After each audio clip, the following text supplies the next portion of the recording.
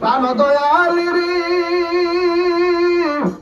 আর পরীক্ষার সময় নাই, করো জোরে ক্ষমা চাই, শেষের খেয়া না নিলাই আমারে, আমার দিন কি এমনি চাপে, মুখে তোমার কি বলিবে, এই দুঃখ রইল তাহির অন্তরে, প্রাণ দয়াল রে, সন্ধ্যা হলো ডাকে দিলে না মুড়ি। যারা অন্য দল করে হেরারও ভালো লাগতেছে,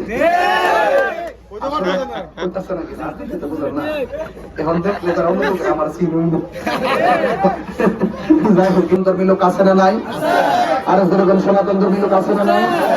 সনাতন ধর্মীরা অনেক, আমি মালিক কেডা, আরো ধরে দেওয়ার মালিক কেডা, তবে আপনারা বানায় দিয়ে হইন।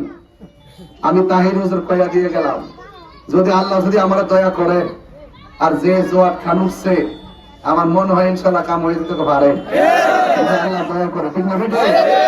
তাইলে একটা কাম করুন, তাইলে একটা কাজ করে দিন, আপনার আপনার ম্যান্ডেট দিয়ে বানাইন, আমি তাহিরি কয়া দিয়া যাই, যদি আল্লাহ আমারে কবুল করে, এই মাধবপুর সোনারঘাট নিয়ে কইছেন না কি তা উন্নতি করছে, 55 বছর যা করতে পারে নাই, আমি তাহিরি এই উন্নয়ন করে দেখাই দিয়া যাবো, যেন আমি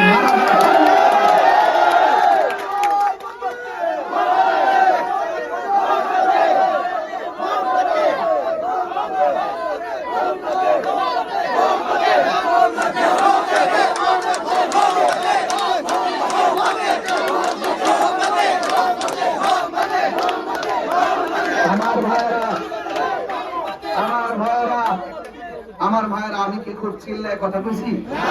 আমি স্বাভাবিক ভাবে কিছু কথা বলে দিয়েছি। সামনে যখন কোন কর্মসূচি আসবে, আপনারা সকল কর্মসূচিতে অংশগ্রহণ করবেন।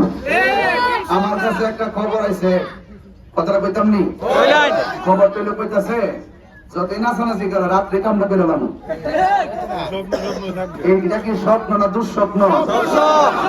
এই রাত্রেবেলা তাহির হুজুরের গুরু শুধুমাত্র দেশের যে আকাঙ্ক্ষা সৃষ্টি হয়েছে, সুন্দর একটা নির্বাচন করার যে আকাঙ্ক্ষা তৈরি হয়েছে, সারা বাংলাদেশের জনগণের আকাঙ্ক্ষা পূরণ করার জন্য ব্যালট বাক্স পাহারা দিবে ইনশাল্লাহ।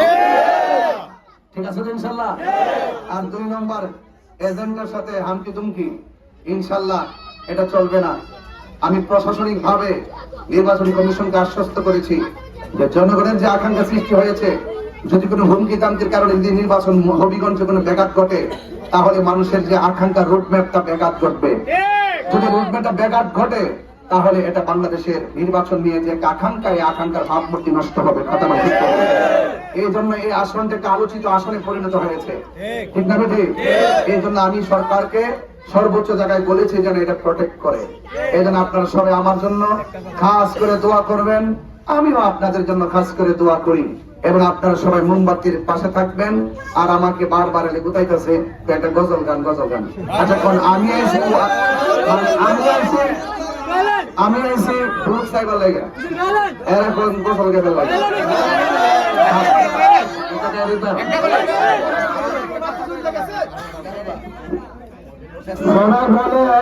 একটা কথা যে তাহির হুজুরটা আসছে, যদি আমরা পাশ করে দিতে পারি, তাহির হুজুর আমরা সিন্ডিকেরা ইনশাল্লাহ কথা বলছি, আমরা তাহির হুজুর যেমন আমাদের ফিশার গ্রুপ আছে, তাহির হুজুর ইনশাল্লাহ সবার সাথে মিলেমিশে একসাথে কাজ করবে।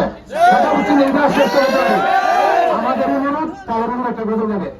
আরো আল্লাহ কি কিছু তৌফিক দিছে না? ইচ্ছা করলে কি মনে করেন আমার আমার আমার বাড়িতে বাইকরা তো কইলে কি এখানে একটা বাড়ি কিনা টাকা কিনে বান্ধব তৌফিক নাই? এটা সময় কয়ে দিব ইনশাআল্লাহ। এগুলা বাদ দেন, আমার বুঝবো কোথায়, আমার খুঁজন লাগবো, তাহির হুজুরও খুঁজন লাগবো। আমি তো আমার খুঁজোর দরকার নাই, আমি যদি দয়া, যদি আমার দয়া করে, এটা সিডি দ্বারা সিডি সব সমাজ তৈরি চালাইবো, কথা বলবো। আর এই যে আমাদের জাকারিয়া হুজুর যেখানে আছে, আমার ভালো লাগতো এখানে দলীয় সুইচ টিপ পালে দেবেন সব কাজ। মাধবপুর সোনারঘাটের যত পীর মাসে গেছে নাসিরনগর সহ সব পীর মাসে একটা মোমবাতির পক্ষে, কতক্ষণ ঠিক না বলবে? তো এই জন্য আমার বাবাটা বড় কষ্ট হইতো না।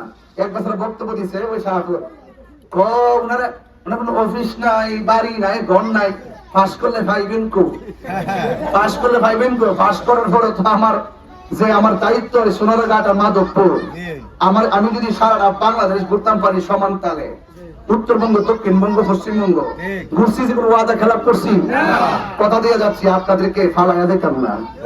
আপনাদেরকে নিয়ে এমন ভাবে চলবো যেন আপনারই কন যে বাড়ি বাবা বাবা, তাই যদি আমরা বাড়ির মানুষ রে, আপনারা সমানত করবেন ইনশাআল্লাহ। এটা সময় বলে দিবে, তবে কোন ধরনের ঝগড়া বিবাদ করা যাবে, আরো কোনো ঝগড়া বিবাদ করা যাবে। সন্ধ্যা হইল ডাক দিলে না মুরে, সন্ধ্যা হলো ডাক দিলে না মুরে, প্রাণ দয়াল রে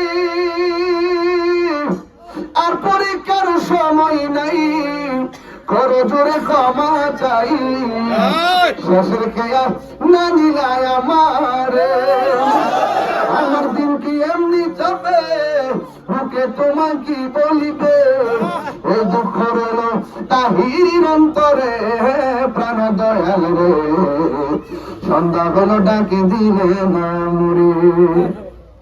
যারা অন্য দল করে হেরারও ভাল লাগতেছে, এখন দেখলে তারা অন্য আমার চিনুই না, যাই হোক অসুবিধা নাই, যার যার দল করুক, আমার কোনো আপত্তি।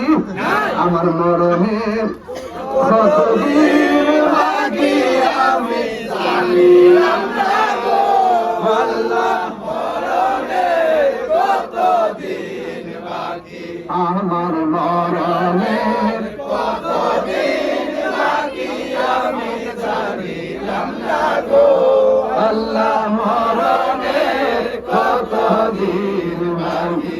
আর আজরাইল আসিয়া যখন হস্তে দিবা দড়ি, আজরাইল আসিয়া যখন হস্তে দিবা দড়ি, তখন আমার মনা ভাই সর্বানু কানুকে আমি জানিলাম না গো, আল্লাহ মরণের কতদিন বাকি, আমার মরণের কতদিন বাকি আমি জানিলাম না গো, আল্লাহ মরণের কতদিন বাকি। আর 40 দিনের আগে ভাইরে মৌতের নিশানি, আজরাইল নিরানিব চোখে দিয়া আমি জানিলাম না গো, আল্লাহ মরণের কতদিন বাকি, আমার মরণের কতদিন বাকি আমি জানিলাম না গো, আল্লাহ মরণের কতদিন বাকি। সকলকে আলহামদুলিল্লাহ। অনেক দূর দূরান্ত থেকে আইসা আপনারা মিছিল অংশগ্রহণ করেছেন, যারা মিছিল অংশগ্রহণ করেছেন আপনার সকলকে আমার পক্ষ থেকে আন্তরিক অভিনন্দন মোবারকবাদ জানাচ্ছি।